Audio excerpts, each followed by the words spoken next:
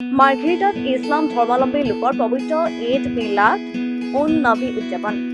আজি ইছলাম ধৰ্মাৱলম্বী লোকসকলৰ পবিত্ৰ ঈদ মিলাদ উন নবী। সমগ্ৰ বিশ্বৰ ইছলাম ধৰ্মাৱলম্বী লোকসকলে উলহ মালহেৰে উদযাপন কৰিছে পবিত্ৰ ঈদ মিলাদ উন নবী। ৰাজ্যৰ বিভিন্ন প্ৰান্তৰ সমান্তৰালকৈ মাৰ্ঘেৰিটাতো ইছলাম ধৰ্মী লোকসকলে উলহ মালহেৰে ঈদ মিলাদ উন নবী উদযাপন কৰিছে।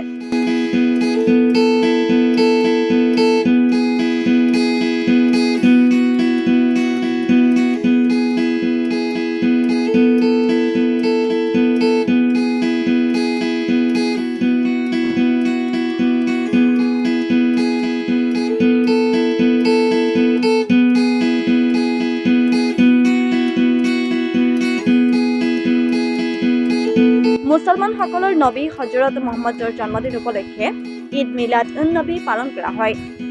বিশ্ব নবী পয়গম্বৰ হজৰত মুহাম্মদৰ জন্মদিনটো সমগ্ৰ বিশ্বৰ মুছলমানসকলৰ বাবে অতি বিশেষ আৰু গুৰুত্বপূৰ্ণ দিন। সেয়ে ঈদ মিলাদ উন নবী ইছলাম ধৰ্মী লোকসকলৰ বাবে এক পবিত্ৰ উৎসৱ।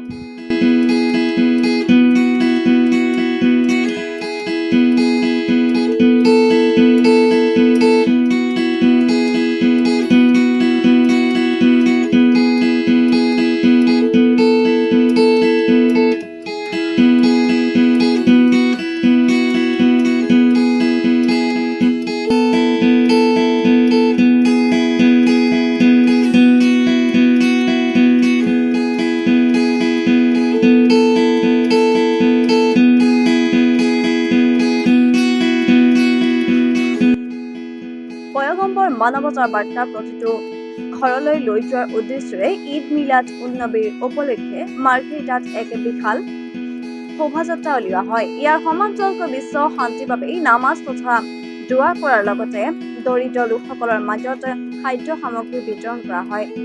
ঈদ মিলাদ উন নবী উপলক্ষে মাৰ্ঘেৰিটাৰ মছজিদত প্ৰতিষ্ঠিত নৌৰি জামা মছজিদত নিশাই সুন্দৰকৈ সজাই পৰাই তোলা হয়। সন্ধিয়ালৈ প্ৰতিঘৰ মুছলমান পৰিয়ালে নিজৰ ঘৰ দুৱাৰ পৰিষ্কাৰ কৰি সজাই পৰাই পোহৰে আলোকিত কৰি তুলিব। শুভযাত্ৰা আমাৰ বিশ্ব নবী হজৰত মুহাম্মদ সাল্লাল্লাহু তাআলা আলাইহি ওয়াসাল্লামৰ শুভ আগমনৰ উপলক্ষে উলিওৱা হৈছে।